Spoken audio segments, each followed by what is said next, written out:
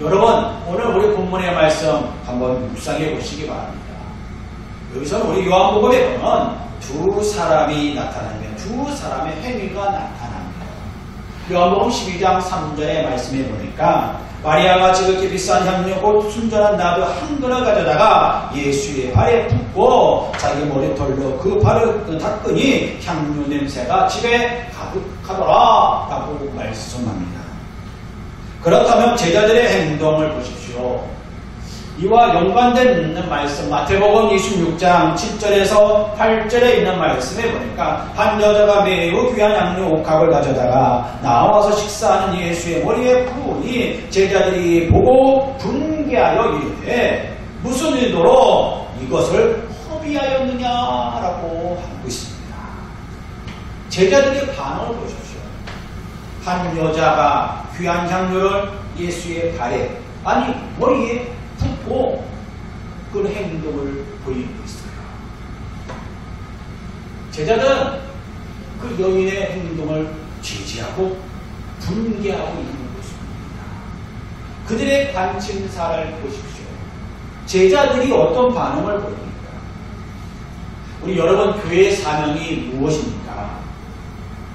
우리 세상 사람들은 교회에 지금은 어때요?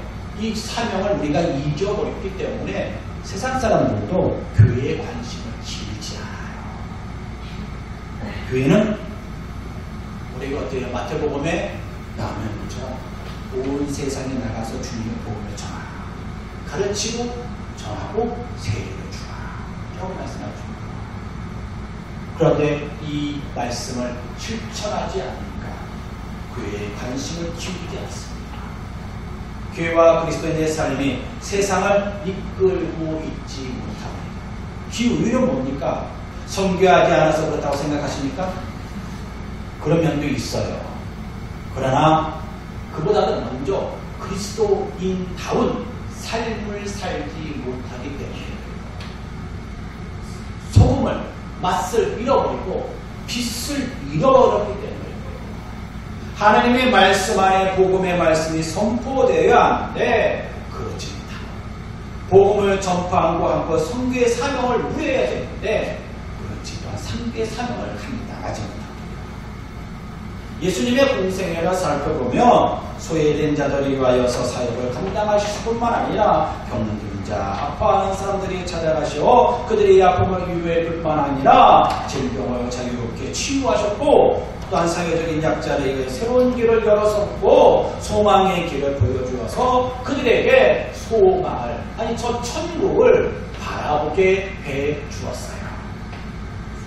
이것이 바로 그들에게 소망을 준 것이요 평화를 찾아다 준 것입니다. 그들이 삶이 변했습니까? 그렇지 않아요. 그러나 그들은 예수를 만났을 때 기뻐하였습니다. 왜요? 천국을 바라보았기 때문에. 그리고 예수님께서는 바리새인들을 책망하시고 제사장들의 성전에서 정화하면서 간접적으로 그들을 책망하시는 장면이 나옵니다. 예수님께서는 부귀영화와 거리가 먼 삶을 살아셨어요. 그러므로 제자들은 한 여인이 예수의 머리에 아니 발에 붓는 그 행위 이 모습을 볼 때 분개하는 모습 좀 맞지 않잖아요. 그러나 예수님께서는 이 모습을 의롭게 보셨어요. 제자들이 분개한 이유가 무엇입니까? 그리고 예수님의 반응을 보고 그들은 놀란 게 무엇입니까? 요한복음 12장 7절의 말씀에 보면 예수께서 이르시되 그를 가만두어 나의 장래할 나를 위하여 그것을 간직하게 하라 라고 말씀합니다. 갑자기 예수님께서 뚱딴지 같은 소리를 했어요. 예수님이 여인의 믿음을 보셨어요. 그가 간직하고 예수님을 향한 믿음과 의로움은 그는 보았습니다. 제자들은 예수님의 말씀을 듣고 자신들이 듣고 있는 말에 대해서 궁금해했다는 것입니다. 아니 장례를 준비한다는 게 무엇이며 그녀의 행동이 복음이 전파되는 곳곳마다 전파되리라 라고 하는 뜻을 이해하지 못하였습니다.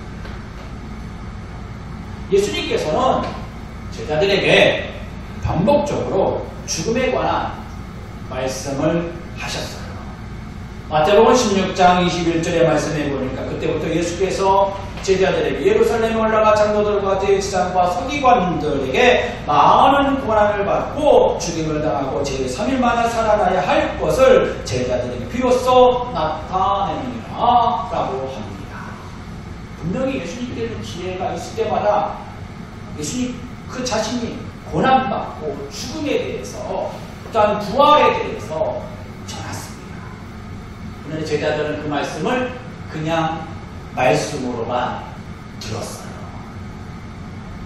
참 신기하죠. 지금도 말씀을 말씀으로만 듣습니다. 언제? 주일날 듣는 말씀. 이게 참 위험합니다. 사실 여러분들이 나와서 하나님 예배드리는 거 참 그게 영광이에요. 근데 우리 여기에 뭐 물러있으면 이것이 죽은 믿음이 될 수 있어요. 머리로만 이해하고 받아들이고 또한 내 삶의 행동으로 이성적으로 그것이 따라오지 않는다고 하면 거부한다면 이것은 나와는 별개의 신앙이에요. 썬데이 크리스찬이에요. 그리고 제자들 무심히 가득 차 있어요. 예수의 머리에 향유를 부은 예수에게 향한 그 행위를 보고 제자들은 이 값비싼 값을 팔아 가난한 자들에게 줄 수 없느냐라고 합니다. 이론적으로 이성적으로 합리적입니다. 그런데 이 말 속에는 제자들의 마음이 담겨져 있어요. 이 비싼 걸 팔아 이미 그 마음속에는 물질의 욕심이 가득 차 있었다는 것입니다. 물질이 한순간에 없어지는 광경을 그들은 목격했어요. 그 믿음을 본 게 아니라 그 물질로 값으로 매겼다는 것입니다. 그들은 단지 재물과 물질에 관심을 바라보니 그 요인의 행위가 보이지가 않았어요. 예수님의 말씀이 들려지지가 않았다는 것입니다. 우리가 또한 개인 사업을 하고 자수성가하는 분들을 보면은 자녀들에게 물질을 쓰는 것에 대해서 제약을 많이 둡니다. 전략을 많이 해요. 그러니까 어때요? 좀 쓰는 것도 잘 이해가 안 돼요. 그러나 우리가 역사를 보면 황희 선생님을 보면은 그런 전략을 했어요. 영상 찍고 근데 그 아들은 흥청만청 살았어요. 그러니까 사람들이 아니 선생님 아들을 좀 어떻게 제약을 했었죠? 그래 나는 어렵게 살았어. 근데 내 아들은 정승의 아들이잖아. 정승의 아들로 살아야지. 참 대단하죠. 예수님의 제자들이 예수님을 바라보고 하나님의 아들로 바라보았다면 하나님의 아들로 생각하고 그와 같은 믿음을 가지고 살아야 되는 사람입니다. 근데 제자들의 행동은 어때요? 그들은 행동이 예수님의 말씀대로 살아가지 못했습니다. 여인의 행동을 오히려 책망하고 있습니다. 예수를 잡아줄 가룟유다가 말하되 이 향유를 어찌하여 300데나리온을 팔아 가난한 자들에게 주지 않느냐. 이게 그것은 가난한 자들에게 주지 않느냐라고 두는 것처럼 보였어요. 그러나 사실은 300데나리온이라고 하는 그 값이 먼저 나왔다는 것이 중요하다는 것입니다. 예수님께서는 소외된 자들은 너희가 항상 있을 것이다. 선교는 그 다음이야. 구원이 먼저야. 너희들이 가난을 생각하느냐? 그러나 이 가난보다도 구원이 먼저야. 너에게 이미 돈꾀를 맞고 훔쳐감을 우리가 생각하고 있지 않느냐? 간접적으로 이렇게 말하고 있습니다. 우리는 한 여인의 믿음의 행위를 한번 바라보아야 될 줄 믿어요.